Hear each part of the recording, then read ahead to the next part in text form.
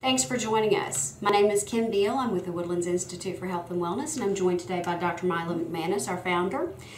Dr. McManus, I've heard recently a national correspondent, a medical correspondent for one of the networks say a hormone is a hormone is a hormone, and hormones are bad. And tell us a little bit about your philosophy and the philosophy of the Woodlands Institute for Health and Wellness on hormones. Okay, sure, Kim.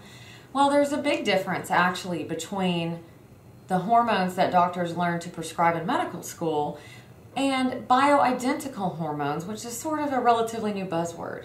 The word bioidentical simply means that a hormone is identical to the structure of our own hormones produced by our own bodies. So it makes sense that if you have a deficiency in a hormone, you want to replace that hormone with something that closely resembles what your body usually makes.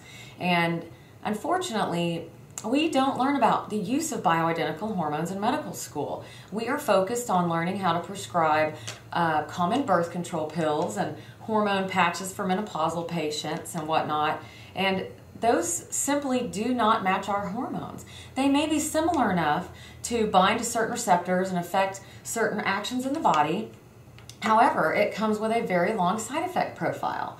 And that is what is scaring everybody. Everybody is relating hormones to breast cancer nowadays. And aptly so, if you're taking these synthetic drugs that don't match our hormones. They do have quite a long side effect profile. But again, it's not the whole picture either.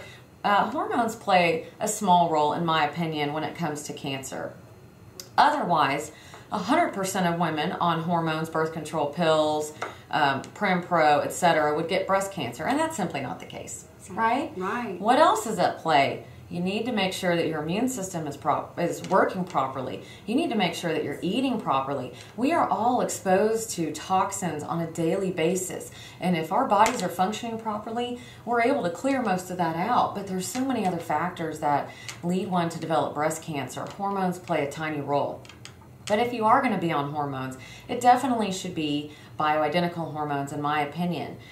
So make sure you get those from a physician who is very knowledgeable about bioidenticals, because unfortunately, due to our lack of education in medical school, the vast majority of doctors simply don't know the differences, and they assume that all hormones are the same and that they're all bad and they all cause these horrible problems.